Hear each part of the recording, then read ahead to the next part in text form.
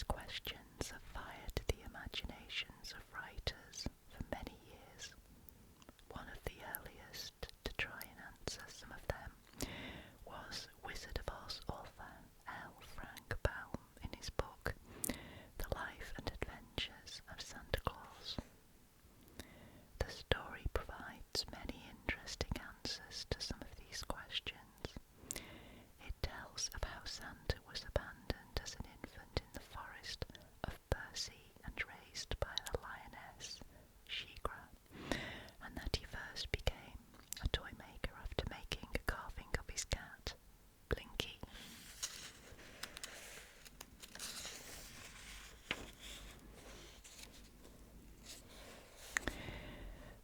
The following chapter tells a familiar part of the Santa story, how he first met the reindeer and convinced them to carry him around the world to deliver his toys.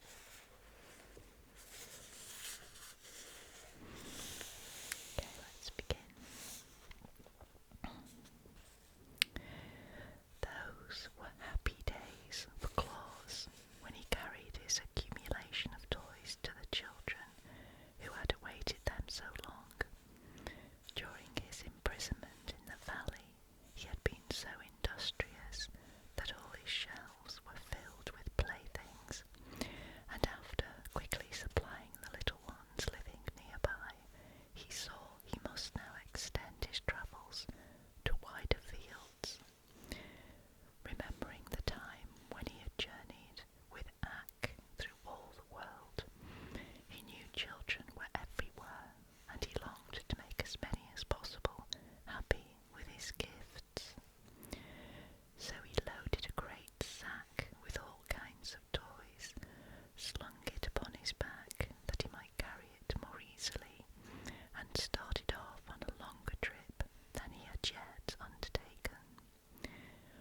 Wherever he showed his merry face, in hamlet or in farmhouse, he received a cordial welcome, for his fame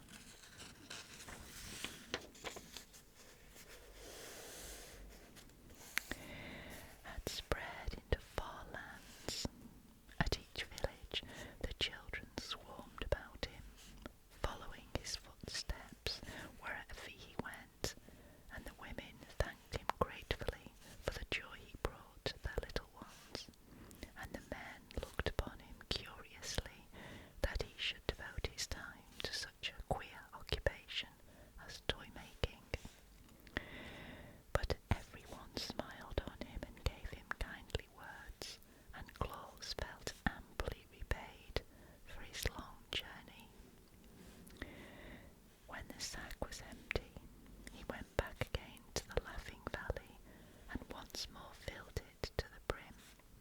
This time he followed another road into a different part of the country and carried happiness to many children who never before had owned a toy or guessed that such a delightful plaything existed. After a third journey, so far away that Claus was many days walking the distance, the store of toys became exhausted, and without delay he set about making a fresh supply. From seeing so many children and studying their tastes, he had acquired several new ideas about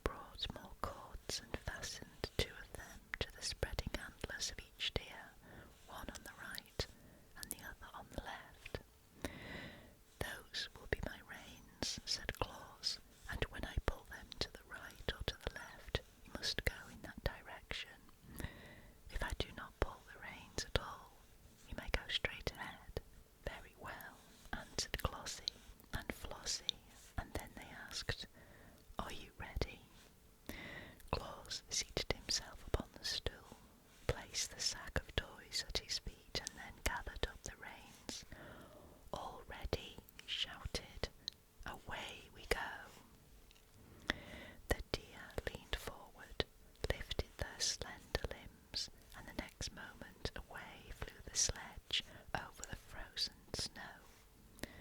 The swiftness of the motion surprised Claus, for in a few strides they were across the valley and gliding over the broad plain beyond. The day had melted into evening by the time they started, for, swiftly as Claus had worked, many hours had been consumed in making his preparations. But the moon shone brightly to light their way, and Claus soon decided it was just as pleasant to travel by night as by day. The deer liked it better, for although they wished to see something of the world, they were timid about meeting men, and now all the dwellers in the towns and farmhouses were sound asleep and could not see them. Away and away they sped, on and on over the hills and through the valleys and across the plains, until they reached a village where Claus had never been before. Here he called on them to stop, and they immediately obeyed. But a new difficulty now presented itself, for the people had locked their doors when they went to bed, and Claus found he could not enter the houses to leave his toys. "I am afraid, my friends, we have made our journey for nothing," said he, "for I shall be obliged to carry my playthings back home again without giving them to the children of this village." "What's the matter?" asked Flossie. "The doors are locked," answered Claus, "and I cannot get in." Flossie looked around at the houses. The snow was quite deep in that village, and just before them was a roof only a few feet above the sledge, a broad chimney which seemed to Flossie big enough to admit Claus. "Was that the peak of the roof? Why don't you climb down that chimney?" asked Flossie. Claus looked at it. "That would be easy enough if I were on top of the roof," he answered. "Then hold fast and we will take you there," said the deer, and they gave one bound to the roof and landed beside the big chimney. "Good!" cried Claus, well pleased, and he slung the pack of toys over his shoulder and got into the chimney. There was plenty of soot on the bricks, but he did not mind that, and by placing his hands and knees against the sides, he crept downward until he had reached the fireplace. Leaping lightly over the smouldering coals, he found himself in a large sitting room where a dim light was burning. From this room, two doorways led into smaller chambers. In one, a woman lay asleep with a baby beside her in a crib. Claus laughed, but he did not laugh aloud for fear of waking the baby. Then he slipped a big doll from his pack and laid it in the crib. The little one smiled, as if it had dreamed of the pretty plaything it was to find.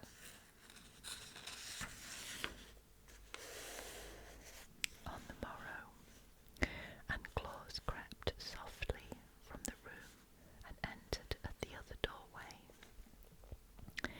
Here were two boys, fast asleep with their arms around each other's necks. Claus gazed at them lovingly a moment and then placed upon the bed a drum, two horns and a wooden elephant. He did not linger, now that his work in this house was done, but climbed the chimney again and seated himself on his sledge. "Can you find another chimney?" he asked the reindeer. "Easily enough," replied Glossie and Flossie.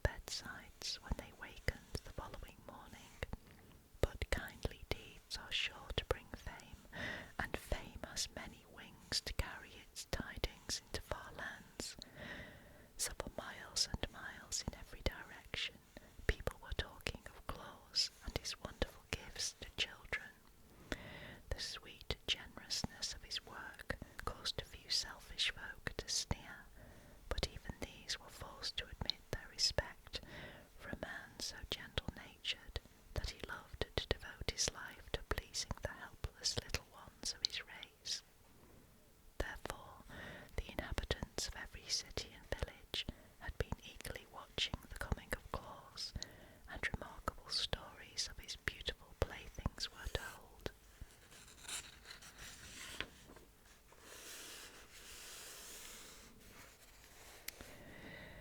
The children, to keep them patient and contented, when, on the morning following the first trip of Claus with his deer, the little ones came running to their parents with the pretty toys they had found, and asked from whence they came.